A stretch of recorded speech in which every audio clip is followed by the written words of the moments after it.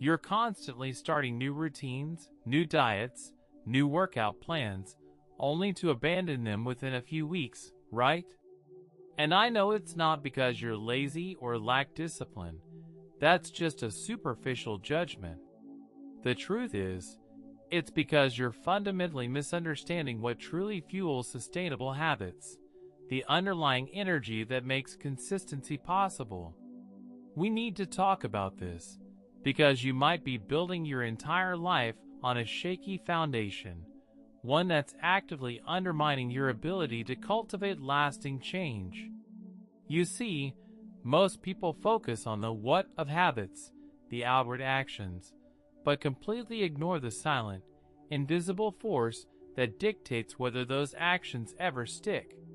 What if the very thing you're neglecting is the most crucial piece of the puzzle, and without it, every effort you make is doomed to fail, no matter how hard you try?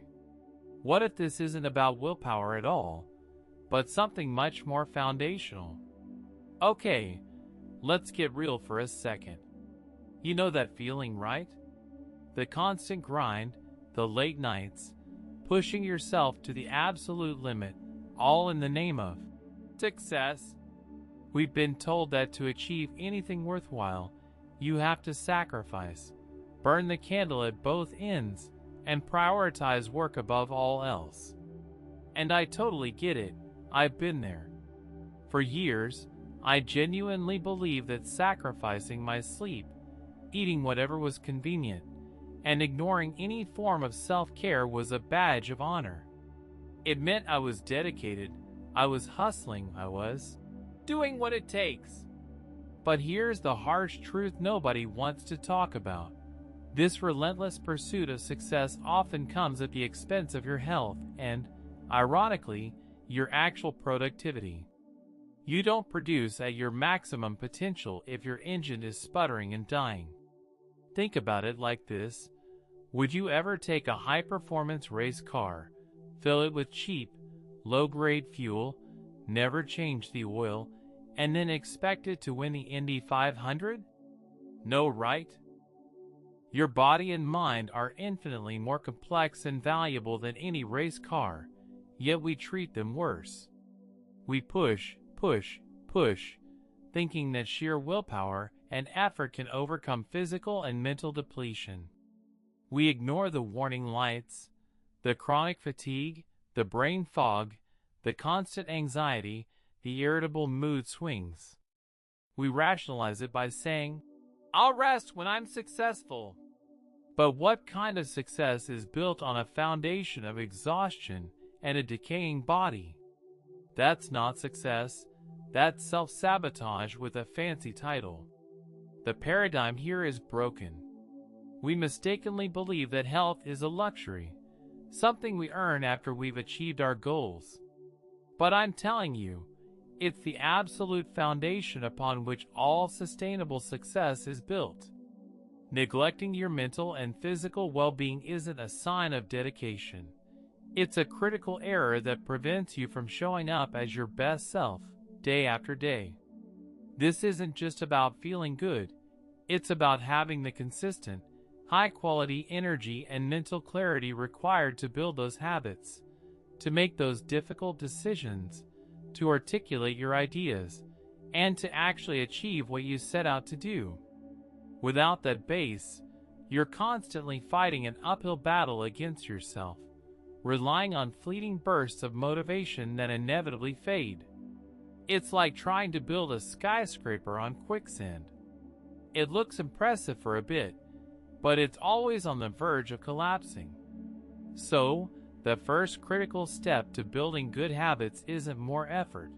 It's recognizing and prioritizing the ignored foundation, your own vitality.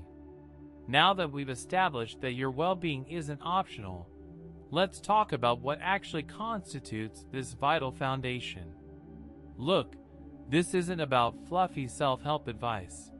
It's about understanding the core pillars that literally run your operating system. There are 3 non-negotiable pillars of self-care that, when prioritized, act as a force multiplier for everything else in your life: quality sleep, strategic nutrition, and regular physical movement.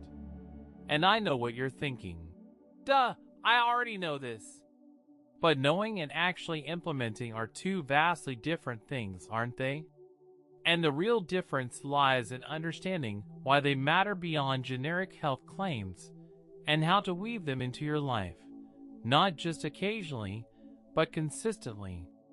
Let's start with quality sleep. This isn't just about closing your eyes for 8 hours. It's about deep, restorative sleep that allows your brain to clean itself, consolidate memories, and regulate hormones. When you skimp on sleep, you're not gaining extra hours. You're stealing from your future self, leaving yourself with impaired cognitive function, reduced emotional regulation, and a weakened immune system. I used to pull all-nighters, thinking I was a productivity hero. The reality?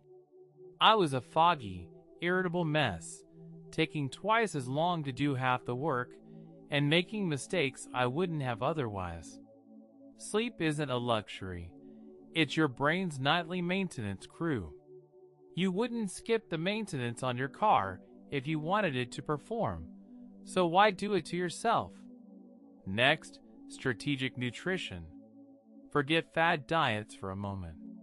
This is about fueling your body and brain with consistent, high-quality inputs.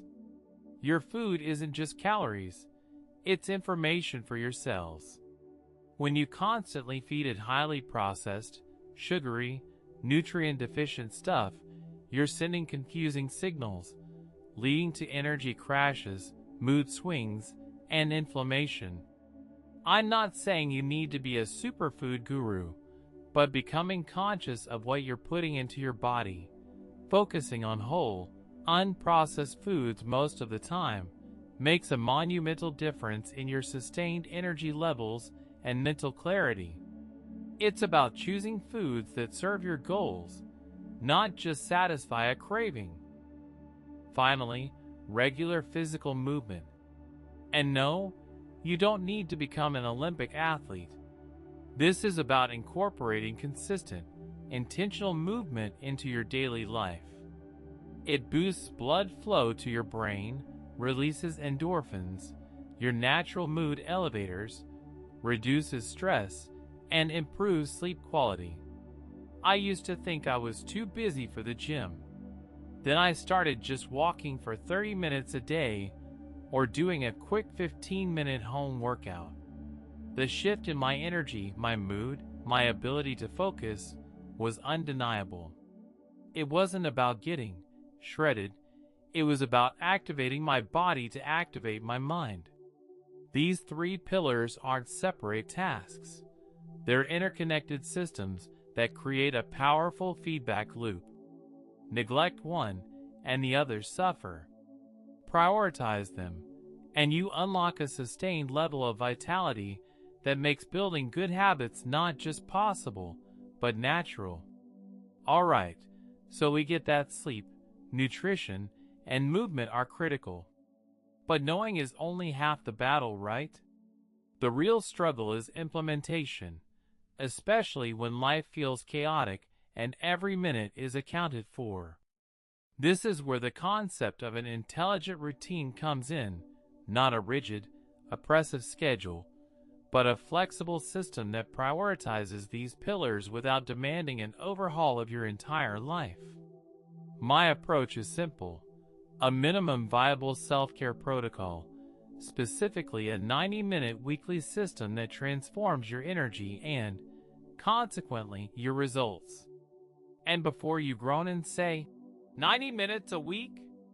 I don't even have 90 minutes to myself. Hear me out. This isn't about perfection. It's about consistency and strategic allocation. Think of it like this.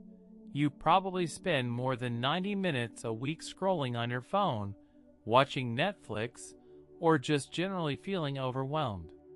This system reclaims some of that time and strategically reinvests it into your core operating system.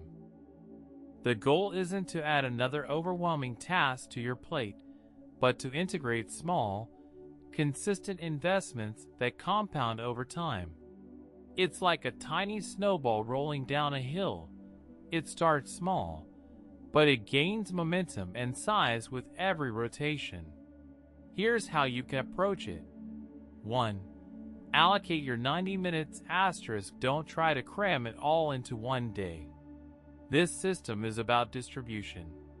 Maybe it's 3 30-minute blocks or 6 15-minute blocks. The key is to schedule it in advance, just like you would an important meeting, and treat it with the same respect. For example, maybe you designate 3 evenings a week for a 30-minute winding down ritual before bed. No screens, just reading, journaling, or stretching. Or maybe you take 2 15-minute walks during your lunch break and spend another 30 minutes on a Sunday meal prepping some healthy snacks. The specifics are less important than the commitment to the time. 2. Focus on minimum effective dose *. You don't need a gym membership or a gourmet chef. For sleep, it could be simply dimming the lights an hour before bed and putting your phone away. For nutrition, it might be having a pre-made healthy breakfast ready every morning instead of grabbing something processed. For movement, it's a quick walk, a few bodyweight exercises, or some stretching. The idea is to make it so easy you can't say no. I started with a 10-minute walk every single day, no matter what. It wasn't a huge effort, but the consistency built the habit, and eventually, I wanted to do more. 3. Track and adjust. Don't judge *. Use a simple habit tracker. Seeing your progress, even small wins, reinforces the behavior. If you miss a day, don't beat yourself up. Just get back on track the next day. The goal is to build resilience, not perfection. This isn't a race. It's a marathon where the consistency of small steps matters more than the intensity of sporadic sprints. When you apply this intelligent routine, you're not just doing self-care. You're actively regenerating your mental and physical resources, turning them into a powerful advantage for your habit-building journey. It's about being strategic, not just busy. So we've walked through this, and I hope by now you're seeing that the path to building good, lasting habits isn't about some magical willpower hack or simply trying harder. It's about understanding and actively investing in your most fundamental assets, your health and energy. We started by acknowledging that self-destructive cycle of pushing ourselves to burnout, believing it's the only way to succeed, only to find ourselves too depleted to maintain any new habit. We then broke down the 3 non-negotiable pillars: quality sleep, strategic nutrition, and regular physical movement, exploring why they're not luxuries, but the very fuel for your high-performance engine. Finally, we looked at how to implement a pragmatic, intelligent routine, the 90-minute weekly system, designed to integrate these pillars without overwhelming you, focusing on the minimum effective dose and the power of consistency. Now, let's talk about the return on investment of self-care. Because investing just 90 minutes a week in these foundational practices isn't just about feeling better. It's about exponentially multiplying your productivity and your capacity for real, lasting change. When you prioritize quality sleep, you wake up with mental clarity, not brain fog. Decisions become sharper, your focus isn't a struggle, and you're less prone to emotional volatility. When your body is fueled with strategic nutrition, those energy crashes that derail your afternoons become a rarity, replaced by sustained vitality that allows you to tackle demanding tasks without reaching for another coffee or sugary snack. And when you commit to regular physical movement, you're not just strengthening your body, you're boosting your mood, enhancing cognitive function, and improving your ability to manage stress, all critical components for maintaining consistency in any habit.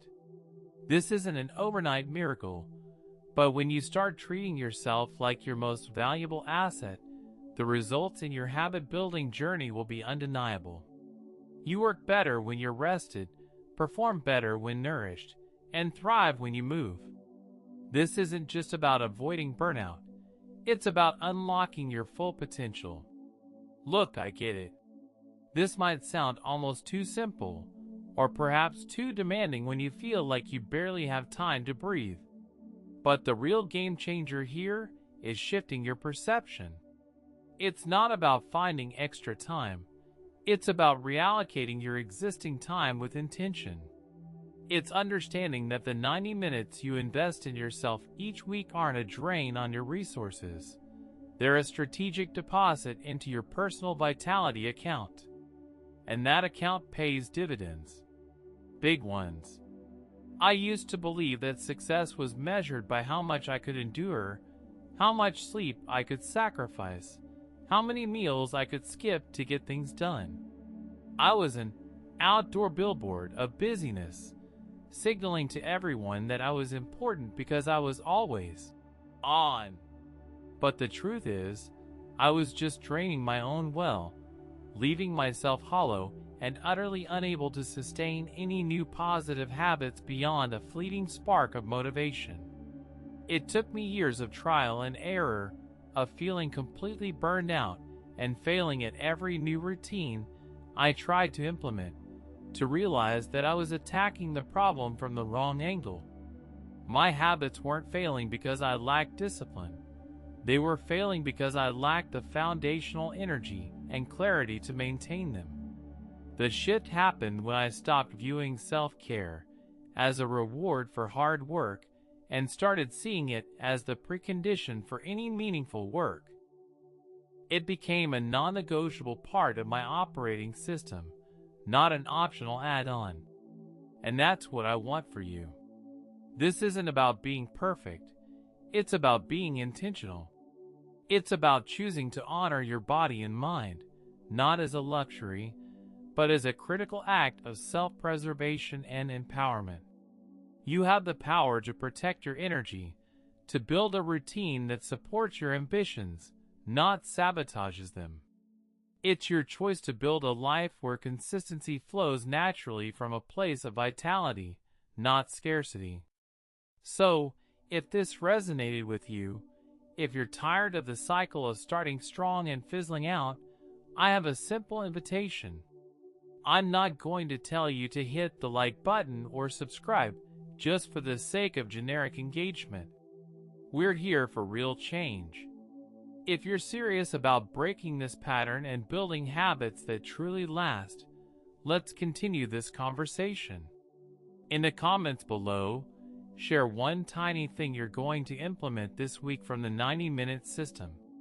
Just one. Will it be a 15-minute walk? Putting your phone away 30 minutes before bed? Preparing one healthy meal? Tell me, because when you declare your intention, you activate a commitment that sparks real change. Let's build a community of people who understand that true transformation starts from within.